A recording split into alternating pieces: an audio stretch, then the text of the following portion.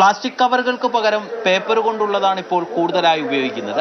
ഇരുമുടിക്കെട്ടിൽ നിന്ന് ഒഴിവാക്കണമെന്ന് ദേവസ്വം ബോർഡും തന്ത്രിയും നിർദ്ദേശിച്ച പ്ലാസ്റ്റിക് കുപ്പിയിലെ പനിനീർ ഉൾപ്പെടെയുള്ളവ ഭൂരിഭാഗം തീർത്ഥാടകരും കൊണ്ടുവരുന്നില്ല. പൂക്കടയിൽ ചെന്നാലും നമ്മളെ പ്ലാസ്റ്റിക് തരുന്നില്ല, പൂർണ്ണമായിട്ട് ഒഴിവാക്കിയതാണ്. പേപ്പറാണ്.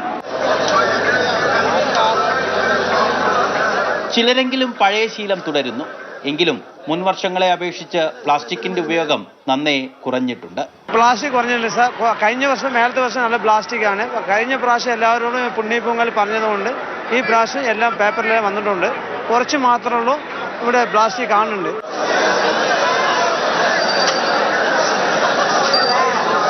പ്രതിദിനം 10,000-കണക്കിന് തീർത്ഥാടകരെത്തുന്ന പൂങ്കാവനം വൃത്തിയായി പരിപാലിക്കുന്നത് ഇവരാണ്. 1000-ഓളം വരുന്ന വിശുദ്ധ സേനാംഗങ്ങൾ. ദിവസവേതനക്കാരായ ഈ തൊഴിലാളികൾ 20-ലധികം ലോഡ് മാലിന്യങ്ങളാണ് സന്നിധാനത്ത് നിന്ന് ഒരു ദിവസം നീക്കം ചെയ്യുന്നത്.